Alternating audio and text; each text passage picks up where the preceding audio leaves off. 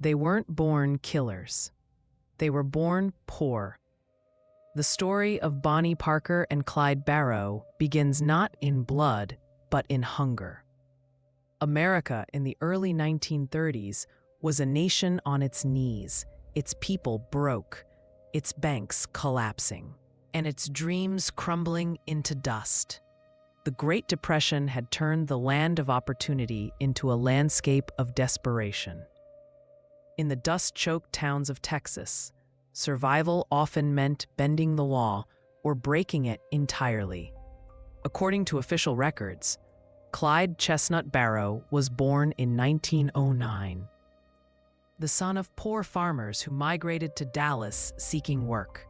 His childhood was marked by poverty, hunger, and the constant shadow of failure.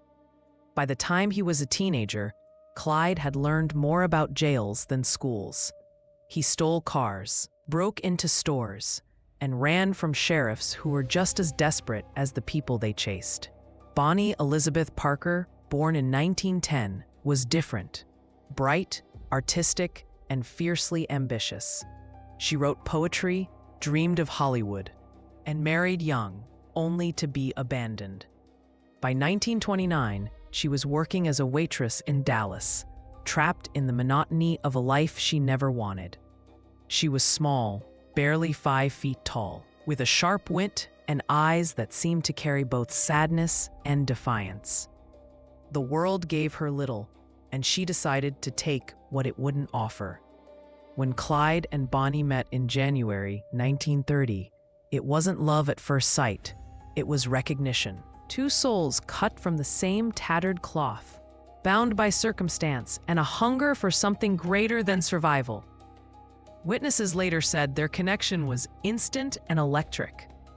Within weeks, Clyde was arrested for auto theft and sent to Eastham Prison Farm, a place so brutal it would turn almost anyone into a killer. There, Clyde learned the true cruelty of the Texas justice system. He was beaten, starved, and assaulted by other inmates. He entered as a petty thief and emerged with vengeance burning in his chest. Bonnie waited for him. She wrote in letters, smuggled him a gun, and swore they'd never be separated again. And when he returned, he wasn't the same man she had met. He was harder, colder, but still burning with a strange charm that drew her in. Together, they decided to live outside the law, not as victims of the Depression, but as symbols of defiance against it. By 1932, Bonnie and Clyde were no longer just lovers. They were fugitives, and their names would soon echo across every county line from Texas to Missouri. Newspapers would call them public enemies. To the poor, they would become legends. But behind the glamour and the guns lay a truth that few understood. This was never a love story. It was a death pact disguised as one. The age of innocence had ended. The age of outlaws had begun, a love written in gunpowder. When Clyde Barrow walked out of prison in early 1932, he swore he'd never go back. But freedom in the Great Depression came with a cruel irony. There was nothing to come back to. No jobs, no money, no mercy. The world that awaited him was the same one that had made him desperate enough to steal in the first place. And standing by his side, as fiercely loyal as she was fearless, was Bonnie Parker. According to those who knew them, their love wasn't tender, it was volcanic. They weren't lovers in the ordinary sense. They were conspirators in defiance, united by rage at a world that had already written them off. When Clyde told Bonnie his dream of forming a gang to rob banks and stores, she didn't hesitate. "Let's do it," she said. "If we're going down, let's go down together." Their first jobs were small and sloppy: gas stations, grocery stores, and rural cafes. It robbed not for luxury, but for survival. Clyde was a perfectionist with a gun, but reckless behind the wheel. Bonnie was his lookout, the one who steadied his shaking hands and loaded his bullets when he hesitated. Newspapers would later paint her as a pistol-wielding femme fatale, but in truth, she fired a gun only rarely. Her real weapon was devotion. Their crimes escalated quickly. In April 1932, during a botched burglary in Kaufman County, A shop owner was shot. Though Clyde denied pulling the trigger, it marked the beginning of their descent into violence. The Texas Rangers, the most feared lawmen in the South, took notice. A young couple in a stolen Ford now had their names posted on wanted lists across 3 states. But their notoriety grew faster than their crimes. The press romanticized them, the gun-toting sweethearts of the open road. Headlines sold papers, and the public devoured every word. In a nation beaten down by the Depression, Bonnie and Clyde became something intoxicating. Rebels who lived free, who took what they wanted when everyone else was losing everything. To the poor, they were heroes. To the police, they were pests. To each other, they were destiny. Between robberies, Bonnie wrote poems. In one, she imagined their final days. Someday, they'll go down together, and they'll bury them side by side. It wasn't prophecy, it was acceptance. She already knew how this story would end. They hid in abandoned barns, sleeping on straw, surviving on canned beans and cigarettes. Clyde kept his guns clean, and his Ford V8 ready to run at a moment's notice. Bonnie, ever the dreamer, carried her lipstick and a small Kodak camera. That camera would one day make them immortal. By late 1932, the Barrow gang began to form. Buck Barrow, Clyde's older brother, and his wife Blanche joined, bringing with them a strange mix of family loyalty and fatalism. With each new member came new crimes: bank robberies in Oklahoma, shootouts in Missouri, stolen cars across the South. The Barrows were building a reputation that would soon eclipse anything they had imagined. But fame, like freedom, is a double-edged blade. Every headline brought admiration and more bullets. The Texas Rangers, under the leadership of the relentless Frank Hamer, began to hunt them with military precision. Towns fortified their banks. Farmers armed themselves. The law was learning their patterns, their hideouts, their habits. Still, Bonnie and Clyde pressed on. Each robbery was both survival and statement, a refusal to kneel before a world that had broken them. They were young, reckless, and already haunted by the idea that they might never grow old. In one stolen photograph, Bonnie smiles beside Clyde, holding a cigar and a revolver, her eyes bright with mischief and defiance. That image would outlive them both. They thought they were writing their own legend, but in truth, the legend was already writing them. The Barrow gang rises. By 1933, Bonnie and Clyde were no longer just a couple on the run. They were the nucleus of a new criminal legend. Their gang, known simply as the Barrow Gang, had become a moving storm across the American South and Midwest. Every few days, a new town woke to shattered glass, gunfire, and the echo of a speeding Ford V8 fading into the horizon. To law enforcement, they were a menace. To the poor, they were proof that the powerless could still strike back. The Barrow Gang's members were as volatile as the world that birthed them. Clyde's brother, Buck Barrow, recently released from prison, joined the gang with his wife Blanche, a reluctant accomplice with a Bible in her handbag and terror in her eyes. Then came W.D. Jones, a jittery teenager, barely 16, drawn by the thrill of fast cars and faster money. Together, they formed a chaotic family of fugitives, united by desperation more than loyalty. According to police reports, their operations were erratic but daring. They robbed small banks, rural stores, and even police stations. Sometimes they'd steal food for families along the way, earning a strange mix of admiration and fear. It wasn't about money anymore. It was about identity.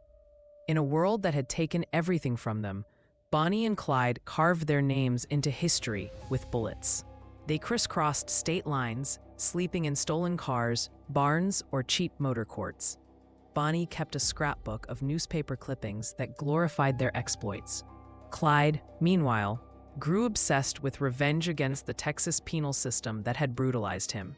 He planned raids on prison farms and ambushes on guards, not for profit, but for vengeance. "I'd rather die than go back," he told one accomplice.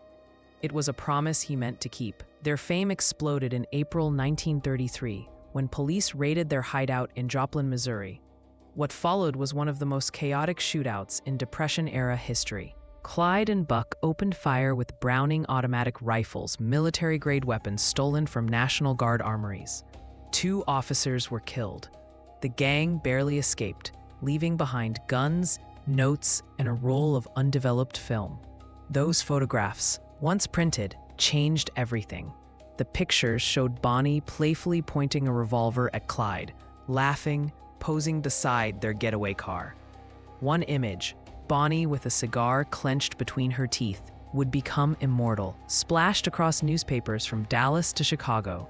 The press loved the contrast: a tiny woman with a pistol, a dangerous man smiling beside her, the embodiment of rebellion and romance. America had found its modern outlaws, and it couldn't look away. But the myth came at a cost. Law enforcement intensified their pursuit.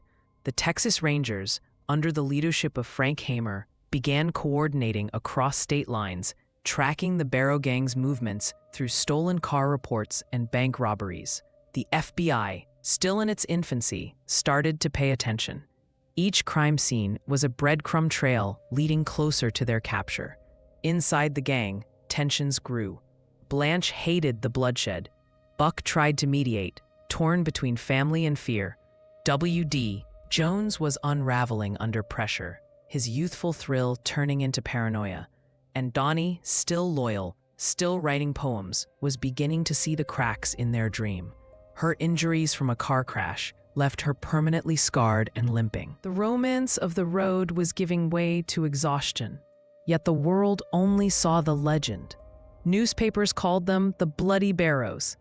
Headlines screamed of their exploits, sometimes exaggerating them to near mythic proportions. Some claimed they'd robbed 50 banks in a year. Others called them folk heroes of the Depression. In truth, they rarely escaped with more than a few $100s. But perception mattered more than reality. Bonnie and Clyde had become unstoppable, not because they were invincible, but because the story had already outgrown them. They were no longer fugitives, they were symbols. And symbols, as history shows, die only when belief fades. As summer turned to fall, the Barrow gang drove deeper into the heartland, leaving behind bodies, burnt tires, and ballads. Their legend was written not in ink, but in gunpowder and gasoline. And the nation, weary from hunger and despair, couldn't decide whether to fear them or cheer them. The chase was on, and it would not end quietly. The Joplin shootout and the birth of legends. It was April 13th, 1933, when the Barrow gang made their stand in Joplin, Missouri. A day that would turn Bonnie and Clyde from small-time criminals into national celebrities. They had rented a modest 2-room apartment above a garage, hoping to lay low. But their restless habits drew attention. Neighbors reported constant drinking, late-night laughter, and the sound of gunfire echoing through the walls. The local police assumed they were bootleggers. They were wrong. 5 officers surrounded the building that morning, expecting to make an easy arrest. What followed was chaos. Clyde, peering through the window, spotted the police and shouted for Buck. Within seconds, automatic rifles roared. Bullets ripped through the walls, splintering furniture and shattering glass. The narrow stairwell became a killing ground. Officer Harry McGinnis was hit first. Then another fell. The smell of gunpowder filled the air. Bonnie was inside, terrified but composed. She gathered their guns and reloaded magazines while Clyde and Buck fired in bursts. Blanche screamed as bullets tore through the windows. W.D. Jones, barely 16, fired blindly into the street. The gunfire lasted barely 2 minutes, but when it ended, 2 officers were dead, and the Barrow gang was gone, vanished in a haze of smoke and tire tracks. When the police entered the apartment, they found a scene that would haunt the nation. Guns, whiskey bottles, maps, half-eaten meals, and a camera. That camera would immortalize them. The roll of undeveloped film revealed Bonnie posing with pistols, Clyde leaning on their Ford V8. The pair grinning like movie stars instead of murderers. The photographs, once published, electrified the public imagination. According to newspaper accounts, the images shocked and fascinated America. Here was a woman, a lady, smoking cigars, brandishing guns, standing beside her lover in rebellion against everything respectable. To a nation beaten down by poverty, they represented freedom. To the police, they were now enemies of the state. The Joplin shootout became their legend's ignition point. Within days, their faces were everywhere, on wanted posters, front pages, and radio broadcasts. Reporters dubbed them the Deadly Sweethearts, the Red River Robbers, and, most famously, Bonnie and Clyde. It was the first time their names appeared side by side in national headlines, and they would never be separated again. But fame was a double-edged weapon. The attention made them larger than life, but it also painted a target on their backs. State police units formed special task forces. The FBI, still new and eager to prove itself, compiled detailed dossiers on the couple. Their photographs, those grinning images of defiance, were pinned on the walls of nearly every sheriff's office from Texas to Iowa. Inside the gang, the adrenaline turned to paranoia. Blanche later described how every car that passed sent chills down her spine. "We can never stop running," she wrote in her memoir. "Every mile, we were ghosts." Buck tried to convince Clyde to quit, to flee the country. But Clyde was consumed by pride. He had tasted fame, and it was as addictive as crime itself. Bonnie's role in the gang grew more symbolic. Her injuries from a car crash left her crippled, her legs severely burned. Yet she refused to leave Clyde's side. He carried her to cars, tended her wounds, and shielded her during shootouts. Their bond deepened in pain. "They say love can make you blind," Clyde once told a friend, "but it can make you bulletproof too." As they fled Joplin, Bonnie scribbled a few lines in her notebook. "We're traveling fast and light, hearts beating to the sound of gunfire. They say we'll die young, but I say we'll live louder." The poem, found later among her belongings, captured the paradox that defined them. They were fugitives chasing immortality. The world now knew their names. The myth of Bonnie and Clyde had been born in blood and flashbulbs. And from that day forward, every road they traveled led closer to the inevitable, an ending already written in the smoke of Joplin. Running on empty, the road turns bloody. After the Joplin shootout, Bonnie and Clyde were no longer nameless drifters. They were America's most wanted fugitives. The law was closing in from every direction, and yet they refused to stop. Their lives became a blur of narrow escapes, endless highways, and gunfire echoing through the dust-choked towns of the South. They were running on empty fuel, money, and time all running out. According to police bulletins, the Barrow gang was sighted in Texas, Oklahoma, and Arkansas within weeks of the Joplin raid. Clyde had become obsessed with staying ahead of the law, driving hundreds of miles each night, sleeping only in bursts. They hijacked cars at gunpoint, robbed small-town banks, and raided hardware stores for ammunition. Each act of violence made them more infamous and more desperate. Bonnie's injuries from a car crash near Wellington, Texas, nearly killed her. The car overturned, and burning battery acid seared her legs, leaving third-degree burns. Witnesses recalled Clyde screaming her name, carrying her limp body away from the wreckage as the car exploded behind them. For months afterward, Bonnie could barely walk. Clyde built makeshift crutches from broom handles, carrying her when she couldn't stand. To the public, they were outlaws. To each other, they were all that was left. They hid in safe houses across the Midwest, often staying with sympathetic families or fellow ex-convicts. Locals, especially the poor, sometimes offered food and shelter. Drawn by the legend of the couple who fought back against the banks, the same institutions that had foreclosed on farms and homes were now the targets of Bonnie and Clyde's rage. In the eyes of many, their crimes felt like poetic justice. But the cost of survival grew heavier with every mile. The gang's younger members, like W.D. Jones, were losing their nerve. He confessed to a friend that he couldn't sleep without nightmares of blood and sirens. Blanche Barrow, exhausted and terrified, begged Buck to leave. Clyde's gonna get us all killed, she warned. Buck, torn between love and loyalty, stayed anyway. The gang's shootouts became more frequent, more violent. Police officers were ambushed, sometimes killed without warning. In one infamous incident near Alma, Arkansas, they gunned down a motorcycle patrolman during a traffic stop. Newspapers splashed the story across the front pages, branding them cop killers. Whatever sympathy the public once had began to fade. The romantic veneer cracked, revealing the brutality beneath. Meanwhile, Bonnie's poetry continued. Her verses grew darker, filled with fatalism and yearning.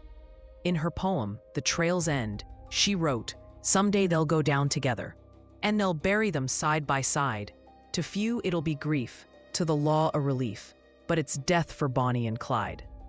She understood their destiny, yet she followed Clyde without hesitation. It was love not of hope, but of defiance. By mid-1933, the gang's condition had deteriorated. They were gaunt, exhausted, and constantly wounded. Each escape left new scars. Their stolen cars were riddled with bullet holes, their hideouts abandoned within days. Still, the pursuit never stopped. The Texas Rangers, led by former lawman Frank Hamer, began assembling a dossier, a map of the gang's patterns, hideouts, and allies. Hamer was patient. He knew their luck would eventually run out. One night, as they drove through the back roads of Louisiana, Clyde turned to Bonnie and said quietly, "We ain't ever getting old, baby, but we'll make damn sure they remember us." Bonnie smiled weakly. "They already do," she whispered. It was no longer about money or freedom. It was about the legend. Each robbery, each bullet, each near-death escape carved their myth deeper into the American psyche. But the walls were closing in, and somewhere beyond the headlights, Frank Hamer was waiting. The road that had once promised freedom was now leading them straight toward their fate. And with every passing mile, the sound of the law grew louder. The Barrow family tragedy. By the summer of 1933, the Barrow gang was unraveling. What had once been a reckless partnership built on loyalty and love was now a fragile collection of broken bodies and splintered nerves. Every man and woman in the gang had seen too much death, heard too many bullets whiz past their heads, and slept too many nights with one eye open. The cracks were no longer hidden, they were wide enough to swallow them whole. Clyde Barrow had always been the gang's leader, but by this point, leadership meant little more than survival. He had become paranoid and restless, driving through the night in endless circles across state lines. Bonnie, still limping from her burn injuries, refused to complain. She sat beside him, writing in her notebook by moonlight, her handwriting steady, even as the car rattled over dirt roads. Buck and Blanche Barrow, however, had reached their breaking point. Buck, Clyde's older brother, had been shot during a previous escape and was still recovering. Blanche begged him to quit, to surrender, to live a life that didn't end in gunfire. "You can't outrun death forever," she told him. Buck only smiled and said, "I'd rather die free than rot in a cell." On July 18, 1933, their luck finally ran out. Acting on a tip, law enforcement officers surrounded the gang's hideout at the Red Crown Tourist Court in Platte City, Missouri. It was supposed to be a quiet rest stop, a brief pause in their endless flight, but it became a war zone. The officers moved in just before dawn. They expected a routine arrest. Instead, they walked into an ambush. Clyde spotted the approaching cars through the window and shouted a warning. Within seconds, automatic fire erupted. The Barrow gang unleashed a storm of bullets, shredding the walls of the cabins. The police returned fire with shotguns and rifles. Smoke filled the air. Glass shattered. Blanche screamed as a bullet struck near her head, sending shards into her eyes. Buck was hit in the skull, collapsing into Clyde's arms. Somehow, despite the carnage, Clyde managed to drag his brother into their car and speed away, tires screaming against the pavement. They escaped once again, but barely. Buck was dying, bleeding out in the back seat, while Blanche's face was a mask of blood and glass. They hid in an abandoned amusement park near Dexter, Iowa, surrounded by trees and the sound of cicadas. For 4 days, they tended to Buck's wounds, listening for sirens in the distance. Bonnie read scripture aloud, her voice trembling. "Yea, though I walk through the valley of the shadow of death." The law caught up with them soon after. A farmer spotted their car and alerted authorities. Dozens of officers descended on the park, surrounding the wounded gang. The ensuing gunfight was brutal. Clyde and Bonnie managed to slip away once more, dragging Blanche from the wreckage, but Buck was left behind. He died a few days later in a nearby hospital. His final words a whisper. "Thelma, I tried." Blanche was captured, half-blind and barely conscious. Her testimony later revealed the chaos of those final days.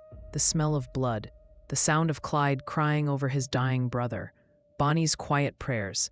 "They were more human than people think," she said years later. "They weren't devils, just lost." The death of Buck Barrow marked the beginning of the end. For Clyde, it was personal. The dream of family, of rebellion, of outsmarting the system, it all turned to ash. He became colder, sharper, more violent. Bonnie followed him not out of hope, but because she no longer believed in anything else. The newspapers, meanwhile, reveled in the bloodshed. Headlines screamed, "Barrow gang slaughters officers, brother dead." The public fascination deepened. The legend of Bonnie and Clyde grew even as their world collapsed. Every escape only brought them closer to the inevitable. In the end, the Barrow family's story was written not in glory, but in grief. What had begun as a rebellion against poverty had become a requiem for everyone who followed them. The outlaws were dying one by one, but their myth was only growing stronger. And somewhere, down another dusty Texas road, Clyde's Ford roared back to life. He still had one promise left to keep: to never be taken alive. Public Enemies, America's fascination with the Barrow gang. By 1934, Bonnie and Clyde were no longer fugitives. They were celebrities. Their faces stared out from every newspaper. Their names whispered in barbershops and diners across the nation. In an age of despair, they had become symbols of rebellion, youth, and reckless love. The nation's moral guardians called them monsters. Yet America couldn't stop watching. The Great Depression had made heroes out of criminals. Banks were hated institutions, symbols of greed and corruption that had left millions destitute. Politicians were distrusted. The police feared. In that climate, Bonnie and Clyde seemed almost romantic. Two lovers fighting a world that had already condemned them. The press fed the illusion, crafting stories that blurred fact and fiction until no one could tell the difference. Newspapers published tales of their daring escapes, their sharp wit, and their loyalty to one another. Reporters embellished details, describing Bonnie as a gunslinging siren and Clyde as a dashing desperado. In truth, they were exhausted, malnourished, and constantly on the verge of collapse. But image was everything, and the image of Bonnie and Clyde was unstoppable. Photographs from Joplin continued to circulate, showing Bonnie with a cigar in her mouth and a pistol in her hand. Moralists decried the glorification of sin, while the poor secretly cheered. Parents told their children not to idolize the pair. Yet even they read every article about them. The outlaws had become America's dark fairy tale. The police, meanwhile, were furious. The media's obsession made their job harder. Crowds gathered at every rumored sighting, hoping to catch a glimpse of the infamous couple. Souvenir hunters stole anything they touched: car parts, cigarette butts, even empty bullet casings. In some towns, people refused to cooperate with the law, claiming they wouldn't turn in Bonnie and Clyde if they saw them. The line between reality and legend was vanishing fast. Radio shows dramatized their crimes, often portraying them as tragic lovers trapped by fate. Hollywood producers quietly discussed film adaptations. Even pulp magazines ran serialized stories inspired by their exploits. Each retelling made them bigger, bolder, more myth than man. And as their legend grew, so did the price on their heads. But fame is a dangerous disguise. Behind the headlines, their situation was dire. They were broke, wounded, and constantly hunted. The remaining gang members were scattered or dead. Bonnie's health deteriorated. and Clyde's nerves were frayed from sleepless nights and endless driving. The dream of freedom had turned into a nightmare of motion. Still, they refused to stop. Pride, love, and fatalism kept them going. "We can't quit now," Clyde told Bonnie one night as they hid in a storm drain to avoid a roadblock.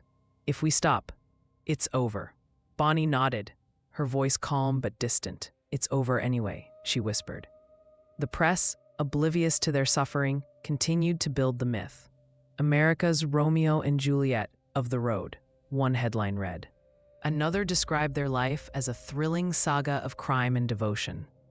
Even as the bodies piled up and the law drew closer, the world preferred the fantasy. Yet not everyone was enchanted.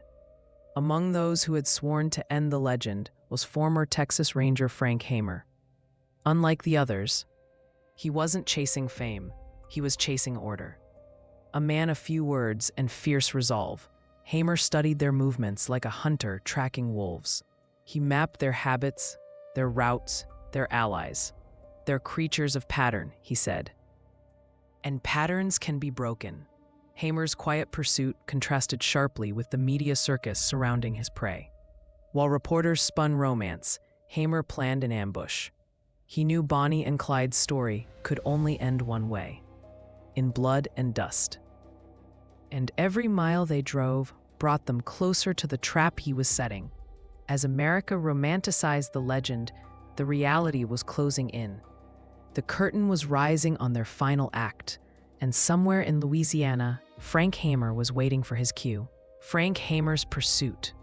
While the world gawked at newspaper headlines and pulp magazine sketches of Bonnie and Clyde, one man studied them in silence.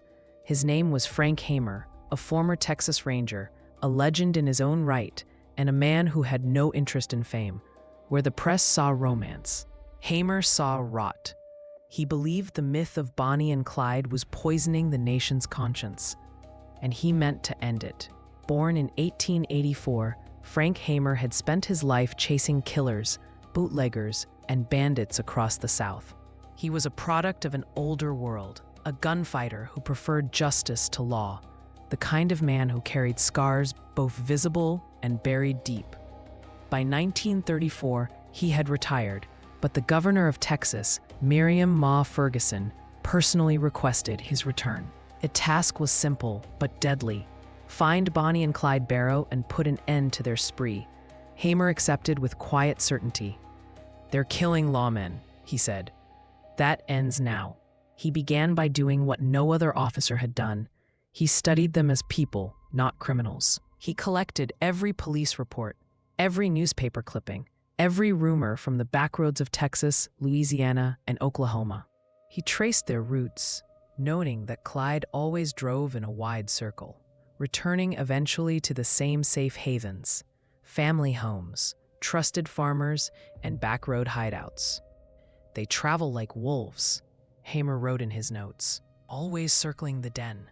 While law enforcement agencies stumbled over jurisdictional disputes, Hamer built an unofficial task force. He recruited men he trusted: Manny Galt, Ted Hinton, and others seasoned in blood and patience. They traveled in unmarked cars, slept in fields, and watched the highways for signs of the famous Ford V8. The chase was methodical, slow, and relentless. Hamer wasn't chasing headlines. He was hunting predators. Clyde, meanwhile, sensed the change. "The heat's different now," he told Bonnie. "Feels smarter." She believed him. They began to see fewer roadblocks, fewer clumsy traps. The silence itself became ominous. "They're waiting," Bonnie said one night. "I can feel it." In his journal, Hamer described Clyde as a mechanical genius, a natural driver, and a stone-cold killer. He respected him, even as he vowed to destroy him. But it was Bonnie who puzzled him most. "She's not a hostage," he noted. "She's his equal, his reason." That insight would shape his strategy. Hamer knew Clyde would never abandon Bonnie. If they found one, they'd find both. The hunt dragged on for months, through torrential rain, dust storms, and sleepless nights. Hamer followed their trail, burned out cars, empty campsites, discarded bottles. He interviewed witnesses who spoke of a pale woman limping beside a tall man with sharp eyes. In every story, Bonnie was softer than the myth polite, even kind, but always armed. She smiled when she aimed, one farmer said, like she already knew how it would end. By April 1934, Hamer's patience paid off. He discovered that Bonnie and Clyde frequently visited the home of Henry Methvin in Bienville Parish, Louisiana. Methvin's parents provided them with food and shelter in exchange for stolen goods. Hamer quietly approached local law enforcement, setting the stage for a trap. He didn't want another shootout. He wanted finality. As he prepared the ambush, Hamer confided to a colleague, "I don't take pleasure in killing, but they won't be taken alive." That's the truth of it. The irony was cruel. While Hamer plotted in silence, the press was still busy romanticizing the very outlaws he hunted. Columns praised their courage under fire. Ballads celebrated their love that defied death. The public, blinded by myth, had forgotten that Bonnie and Clyde had killed 13 people, most of them officers. To Hamer, this was not love, it was blasphemy against justice. When his team positioned themselves along the rural road near Gippsland, Louisiana, they waited in the thick morning fog. Hamer kept his rifle across his knees, watching the empty highway. He knew this was the end, not just of 2 lives, but of a story America had turned into a dream. "God have mercy," he murmured. "Because we won't." The trap at Bienville Parish. The dawn of May 23, 1934, began quietly in the pine forests of Bienville Parish, Louisiana.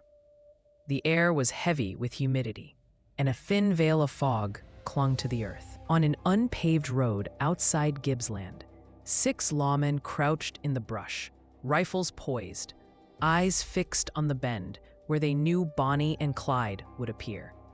For 3 months, Frank Hamer had studied their every move, and now the hunt was ending exactly as he'd planned, on a deserted stretch of highway where no one could hear them die.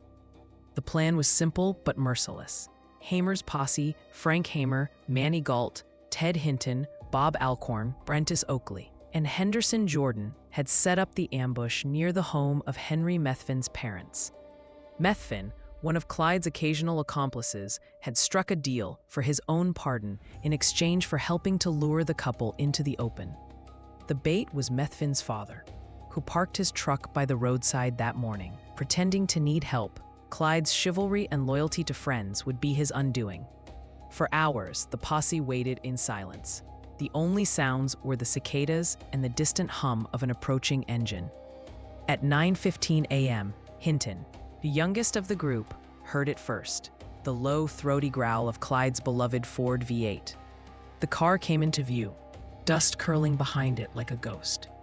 Bonnie sat beside Clyde, her hand resting on his arm. They were laughing, unaware that the world had already decided their fate. The officers watched as the car slowed, spotting Methvin's truck ahead. Clyde eased off the accelerator, his instincts on edge. "It's him," Bonnie said softly. "Henry's pa." Clyde nodded and reached to shift gears. That was when Frank Hamer gave the signal. The first shot shattered the stillness. Oakley's rifle cracked, the bullet striking Clyde in the head. His hat flew off, and his body jerked forward. In the same instant, Hamer and the others opened fire. The roar was deafening, a thunderstorm of bullets tearing through steel and glass. Bonnie screamed, instinctively reaching for Clyde. But there was no time. The fusillade lasted less than 20 seconds. When it stopped, silence returned as swiftly as it had been broken. The Ford rolled gently forward and came to rest against the ditch. Smoke drifted from the bullet-riddled car. Inside, Bonnie and Clyde lay still. Clyde had been hit 17 times, Bonnie 26. Their bodies were mangled beyond recognition, their final embrace frozen in death. Hamer lowered his rifle, his face expressionless. "It's done," he said quietly. According to eyewitness accounts, the aftermath was chaotic. Locals, hearing the gunfire, rushed to the scene. Within minutes, the quiet road became a carnival of morbid curiosity. People cut locks of Bonnie's hair, tore pieces of her dress, and even dipped handkerchiefs in their blood. The officers, horrified, tried to push back the crowd, but the legend of Bonnie and Clyde had already taken on a life of its own. News of their deaths spread like wildfire. Radios interrupted programming to announce the end of America's most famous outlaws. Newspaper headlines screamed, "Bonnie and Clyde dead in ambush." The photographs that followed were both shocking and strangely poetic. Clyde slumped behind the wheel, Bonnie beside him, her head bowed, as if asleep. The myth had met its reality, and the contrast was unbearable. Hamer and his men received commendations, though privately, none of them felt triumph. It wasn't justice, one officer said years later. It was necessity.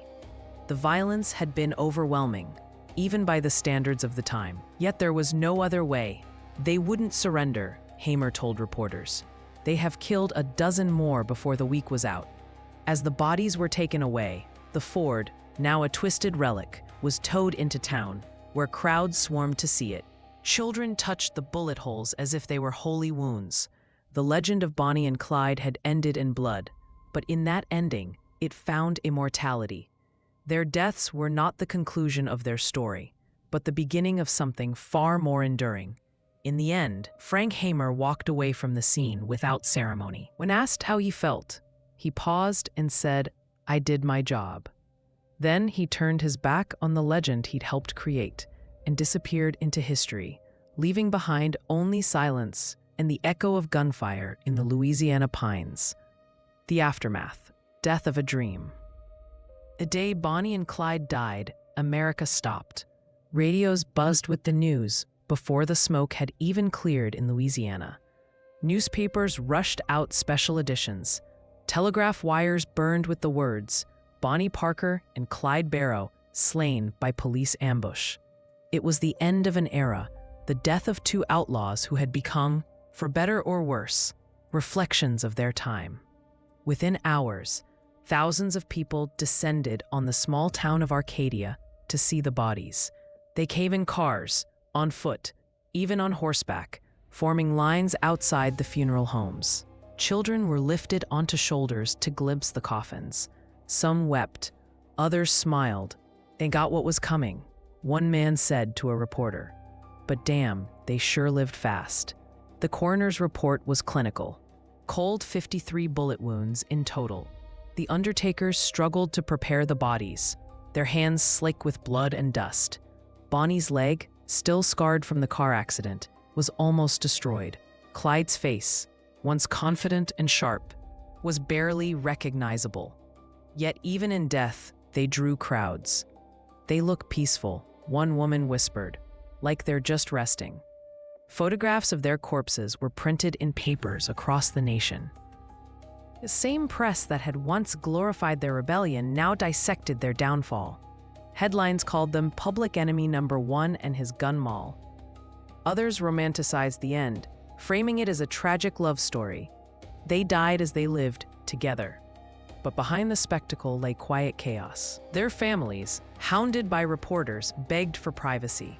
Bonnie's mother refused to have her buried beside Clyde, calling him the man who led her to ruin. She chose instead the Fishtrap Cemetery in Dallas, where Bonnie's gravestone read, "As the flowers are all made sweeter by the sunshine and the dew, so this old world is made brighter by the lives of folks like you." Clyde was laid to rest nearby, but separately, under a stone that read simply, "Gone but not forgo." The Ford V8 that carried them to their deaths became a macabre relic. The car toured the country, displayed at carnivals and fairs, bullet holes and bloodstains intact. People paid coins just to touch it, as if it carried some trace of their wildness. In a cruel twist, Bonnie and Clyde had achieved the immortality they once joked about, but not the kind they imagined. Frank Hamer, meanwhile, retreated from the spotlight. He turned down interviews, refused to gloat, and rejected the narrative that painted him as a hero. It wasn't justice. He told a friend quietly. It was an ending. Yet even Hamer couldn't stop what followed. Ballads were written, poems recited, Hollywood scripts circulated. The myth of Bonnie and Clyde grew louder in death than it had ever been in life. For the public, the couple's death marked the closing chapter of the Great Depression's outlaw age. Dillinger, Pretty Boy Floyd, and the Barker gang had already met their ends. America, weary of violence, began to trade its fascination with crime for dreams of recovery. Yet something in Bonnie and Clyde's story endured, something deeper than guns and getaways. It was the idea that love, however doomed, could stand against a world built on failure and fear. In the months that followed, those who had once idolized them felt a strange emptiness. The legend had been born from rebellion, but it died with inevitability. They lived fast and died young, wrote one columnist. And in doing so, they became the ghosts of a country that had lost its innocence. Their story was over, but their shadows stretched on. For every lawman who saw justice done, there was a dreamer who saw beauty in their defiance. The truth, as always, lay somewhere in between, a dream that began with hope and ended in gunfire. And so, as the dust settled over the Louisiana highway, America whispered farewell to Bonnie and Clyde, the lovers who ran too far, too fast, and too close to the edge of legend. The making of a legend. In death, Bonnie and Clyde became more powerful than they had ever been in life. Their bullet-riddled Ford became a shrine. Speak. Their names, once whispered in fear, turned into symbols of rebellion, of doomed romance, of the desperate glamour of the 1930s. America, weary from hardship and hunger, needed stories that felt larger than life. Break time 300, and no story was larger or more intoxicating than theirs. The newspapers could not print enough. Photographs of the couple's lifeless bodies filled front pages, sold by the millions. Writers competed to craft the most sensational accounts. Some portrayed them as cold-blooded killers. 20 Minutes others as tragic lovers betrayed by fate. In both versions, they became myth, saints, and sinners in equal measure. The truth, tangled and human, was lost beneath the ink. Within months, songs began to appear in roadside taverns and dance halls. Ballads like the story of Bonnie and Clyde spread across the South, sung by travelers and truckers who had never seen them but felt they knew them. Folk singers turned their lives into parables, verses soaked in both blood and longing. One line captured the nation's mood. 260. They rob and steal and kill and die. Two lovers side by side. Hollywood soon followed. Studios saw opportunity in the chaos, sensing that audiences wanted to believe in beautiful criminals. In 1935, only a year after their deaths, a string of low-budget films, loosely based on their lives, appeared, each exaggerating their romance and softening their violence. By the 1960s, when Arthur Penn's Bonnie and Clyde hit theaters, the legend had been reborn. Warren Beatty and Faye Dunaway turned the Outlaws into cultural icons, glamorous, defiant, and forever young. The movie's slow-motion finale, echoing the real ambush, shocked and mesmerized audiences. It wasn't just a film, it was America looking in the mirror. Academics and sociologists began to dissect the fascination. Why did the public fall in love with murderers? The answer was uncomfortable. Bonnie and Clyde represented everything the system had failed to provide: freedom, passion, and identity. They were the children of a broken economy, the dark reflection of the American dream. To love them was to admit the world itself was unjust. Their image, reproduced endlessly, became part of the country's DNA. Painters captured them in sepia tones. Poets invoked them as symbols of fate and freedom. Even as new generations rose, the myth endured. In every retelling, they were younger, braver, more beautiful, sanitized of the fear and brutality that defined their real lives. The legend no longer belonged to history. It belonged to the imagination. Meanwhile, the real consequences faded. The families of the slain officers received no songs, no ballads, no fame. For them, the legend was salt in an open wound. People forget. One sheriff's widow said bitterly. They forget who those two killed. But America didn't want truth, it wanted poetry. The myth of Bonnie and Clyde offered escape from reality, a story that made rebellion look like love and violence look like destiny. Even the outlaw's own words became scripture. Bonnie's poems, found among her belongings, were reprinted in magazines, taught in schools, and quoted in films. Her line, "Someday they'll go down together," break to 20 milliseconds, and they'll bury them side by side, was both prophecy and epitaph. It elevated her from a criminal to a tragic heroine. Clyde, once dismissed as a killer, became her devoted partner in eternity. In the end, the making of the legend said as much about America as it did about Bonnie and Clyde. It revealed a culture drawn irresistibly to contradiction, to beauty in brutality, romance in ruin. The public didn't mourn their deaths, it celebrated them. They had become eternal, not because of what they did, but because of what people wanted them to mean. Bonnie and Clyde were gone, but the idea of them, reckless, fearless, untamed, had just begun to live forever. The price of immortality.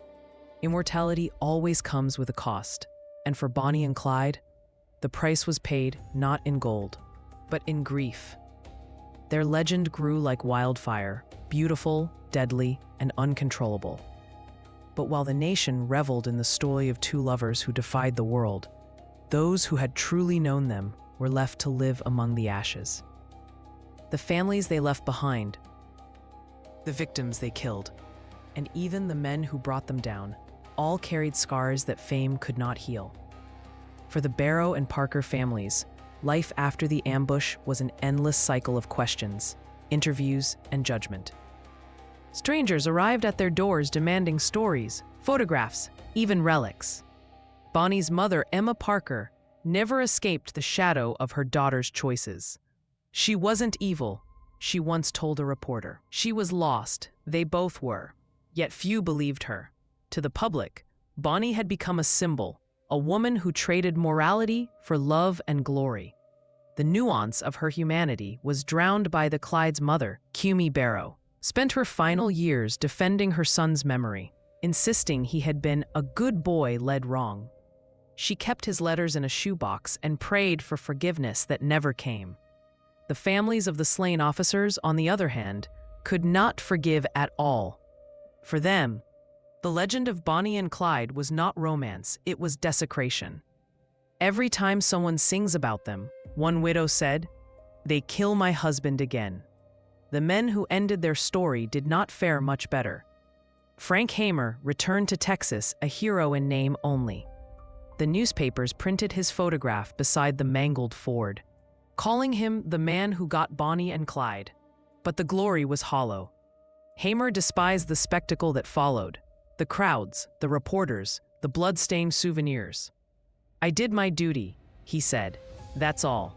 He lived the rest of his life quietly, refusing to speak of the ambush again. For the surviving members of the gang, the years that followed were ones of ruin. Blanche Barrow, half-blind and haunted, spent years in prison before remarrying and retreating into obscurity. Her memoirs, written decades later, were filled with guilt and sorrow. "People wanted us to be legends," she wrote, "but we were just scared kids running from the world." Her words shattered the romantic illusions that had surrounded the gang, but by then, the myth was already too strong to die. Even the relics of their deaths became objects of obsession. The bullet-riddled Ford V8 toured the country, exhibited at state fairs, casinos, and roadside attractions. Visitors lined up to touch the doors, the seats, the stains. Some whispered prayers, others laughed. The car became a grotesque symbol of both fascination and denial, a mirror in which America could see its own hunger for spectacle. The price of immortality extended far beyond their families. It infected the culture itself. Each generation reshaped the story to fit its own desires. Rebels in the 1950s, counterculture icons in the 1960s, symbols of doomed love in the decades that followed.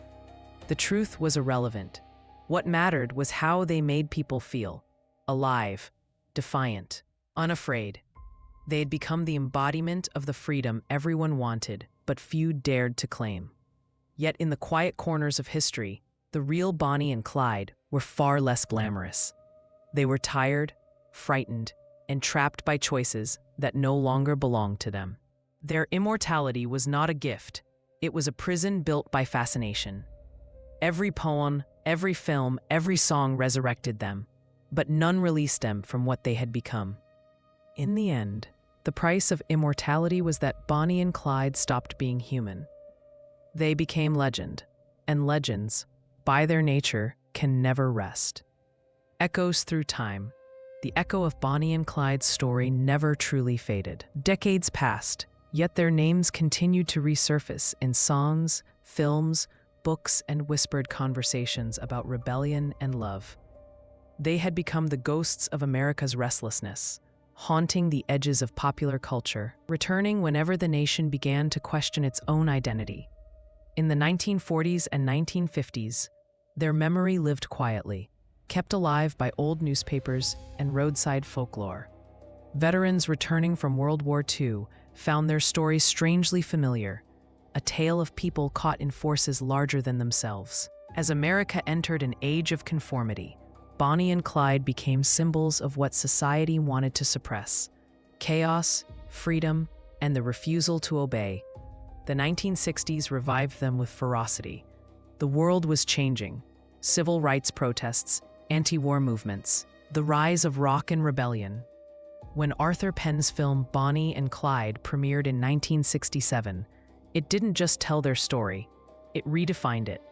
The movie turned them into counterculture icons, lovers standing against the system. Warren Beatty's Clyde and Faye Dunaway's Bonnie were glamorous, doomed, and intoxicatingly human. Audiences cheered for them, even as bullets tore through their car. For a new generation, they were no longer criminals, they were martyrs. The film's success changed Hollywood forever. Its graphics, violence, and tragic romance broke taboos, ushering in a new era of cinema. Critics called it the birth of modern film, but it also reignited the myth. Young couples imitated their style berets, tailored suits, and cigarette poses. Musicians wrote ballads celebrating their courage. Bob Dylan mentioned them. Even hip-hop artists decades later would reference their names as shorthand for outlaw passion. Bonnie and Clyde had transcended time. Sociologists began to study the phenomenon. Why did people keep romanticizing them? Why did violence, when paired with love, seem beautiful? The answer lay in contradiction. Bonnie and Clyde represented both what society feared and what it secretly desired. The thrill of living without limits, the illusion of control in a chaotic world. They had become a mirror reflecting not themselves, but everyone who longed for something more. Even as technology advanced and the world changed, their presence lingered. The bullet-riddled Ford still drew crowds at exhibitions. Tourists visited the ambush site in Bienville Parish, leaving flowers and letters as if paying respects to fallen lovers. Some wrote, "You showed us how to live free." Others simply wrote, "Rest." Their names slipped into language itself. Bonnie and Clyde became a phrase, a symbol for reckless devotion. Lovers compared themselves to them. Artists invoked them as metaphors for intensity. In every retelling, they were reinvented. Rebels, lovers, villains, heroes. The truth, like their bodies, had long since been buried, but the echo remained eternal. Historians, too, wrestled with their legacy. Some argued they were cold-blooded murderers who deserved their fate. Others saw them as tragic products of poverty and circumstance. Both were right and both were wrong. The story's endurance lay in its ambiguity. It wasn't about justice or crime anymore. It was about what people needed to believe. As decades turned into nearly a century, their myth only deepened. They became part of a collective dream, a myth passed down like folklore, reshaped for every era. When artists painted them, they weren't painting two outlaws. They were painting the human hunger for freedom, the longing to be remembered, the defiance that refuses to fade. Bonnie and Clyde's story echoed through time, not because it was perfect, but because it was flawed. It was beautiful in its imperfection, tragic in its truth, and timeless in its contradiction. They were both victims and villains, lovers and killers, human and myth. And in that contradiction, they became eternal. The moral mirror. What Bonnie and Clyde reveal about us. The story of Bonnie and Clyde endures not merely because of what they did, but because of what we see in them. They are a reflection, a mirror held up to our own contradictions. Each generation has gazed into that mirror and found something different: passion, defiance, tragedy, or redemption. In truth, they were none of those things. They were ordinary people consumed by extraordinary circumstance. But the way we remember them says more about us than about them. At its core, the legend of Bonnie and Clyde reveals the uneasy relationship between morality and desire. We claim to despise violence, yet we are captivated by it. We celebrate justice, yet secretly cheer for those who defy it. Their story exposes the hypocrisy of a culture that condemns lawbreakers while turning them into icons. It's the same impulse that builds monuments to rebels and sells souvenirs from their crimes. We crave the thrill of rebellion, but only when it's safely trapped in the past. The public fascination with Bonnie and Clyde speaks to something deeper, a yearning for agency in a world that often feels oppressive. During the Great Depression, their defiance felt like liberation. In the 1960s, their rebellion mirrored the counterculture's rejection of authority. Even today, they symbolize the intoxicating idea of living without fear, of seizing control from a world that demands submission. But freedom, as their story shows, is rarely without consequence. Psychologists who studied the phenomenon called it the outlaw's paradox. The more society represses individuality, the more it worships those who break its rules. Bonnie and Clyde became vessels for that worship. They weren't admired for what they achieved. They achieved nothing lasting, but for what they represented: the fantasy of control, the illusion of meaning in chaos. In reality, their lives were short, brutal, and marked by suffering. But myth cleanses pain. It removes the hunger, the fear, the sleepless nights, and replaces them with purpose. Through legend, we transform tragedy into art, horror into beauty. Bonnie's poetry became prophecy. Clyde's violence became valor, and their deaths became destiny. It is how humanity copes with narrative, not truth. Yet there is danger in that transformation. When we romanticize outlaws, we risk forgetting the cost. 13 people died at their hands. Families mourned, lives were shattered, and justice was obscured by glamour. Our fascination blurs morality, turning killers into martyrs and victims into footnotes. It is easier to believe in myth than to face the uncomfortable truth that evil can sometimes look like love. Bonnie and Clyde also reveal the fragility of heroism.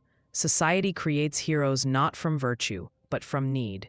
When people feel powerless, they seek figures, any figures, who embody rebellion.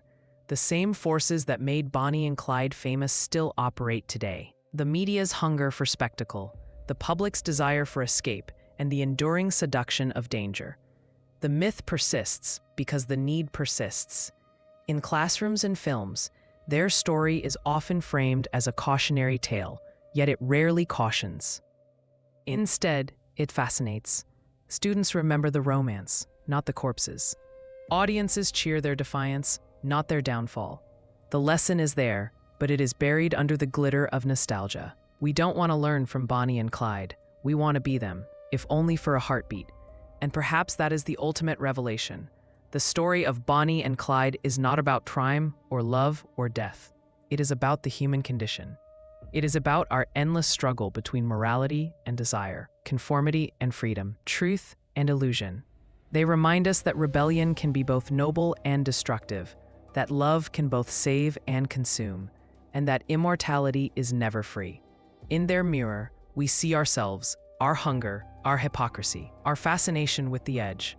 And in that reflection lies the most dangerous truth of all. We will always need our Bonnie and Clyde. Epilogue, Dust and Echoes.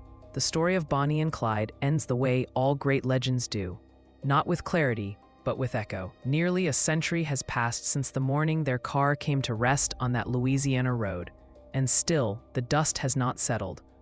The pine trees whisper their names when the wind moves through them, and somewhere in the collective memory of America, the Ford V8 keeps driving, its wheels forever turning toward the horizon. Time has eroded the facts, but polished the myth. What remains is a paradox, a love story wrapped in blood, a tragedy celebrated like a song. People still visit the site of their ambush, tracing the outline of bullet holes in the old Ford, leaving flowers, photographs, and letters. Some pray for their souls. Others thank them for inspiring courage. It is as if the world cannot decide whether to mourn them or admire them. The road where they died has changed little. The grass grows over the gravel, the trees have thickened, but the silence is the same. Locals say that sometimes, just before dawn, headlights appear on the empty highway, two beams cutting through the mist, then vanishing without a sound. Whether ghost story or memory, no one knows, but the image endures, like everything else about Bonnie and Clyde. Historians continue to debate their place in history. Were they murderers or martyrs, villains or victims of circumstance? The truth, perhaps, is that they were all of these things and none. They were products of a world that offered no mercy and demanded no forgiveness. They lived fast, they loved fiercely, and they left nothing behind but questions. In that, they achieved something few ever do. They became timeless. In the decades since their deaths, countless stories have tried to capture who they were. Films, books, songs, and poems, all reaching for the pulse of something that refuses to die. Every generation reclaims them, reshapes them, and finds in them whatever it needs: rebellion, romance, warning, or dream.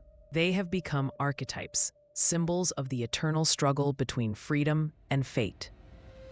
Perhaps that is why they endure. Bonnie and Clyde represent the dangerous beauty of being alive, the thrill of defiance, the price of passion, the inevitability of consequence. They remind us that every legend is born from contradiction. We condemn them and admire them, fear them and envy them. They are forever trapped between sin and sainthood, dust and immortality. In one of her last poems, Bonnie wrote, "Someday they'll go down together and they'll bury them side by side." She was almost right. They were buried apart, but their names were never separated. The world made sure of that. Their story is no longer theirs. It belongs to everyone who's ever looked at a closed door and wondered what lies beyond. If you drive the back roads of Texas or Louisiana at night, you might feel it: the hum of the engine, the pull of the wind, the faint echo of a song older than memory. It's the sound of two restless spirits, still chasing the horizon, still outrunning the law, still together in death as they were in life. Bonnie and Clyde have long since turned to dust, but their story, wild, tragic, and achingly human, still rides the wind. And somewhere out there, on a road that never ends, the engine starts again.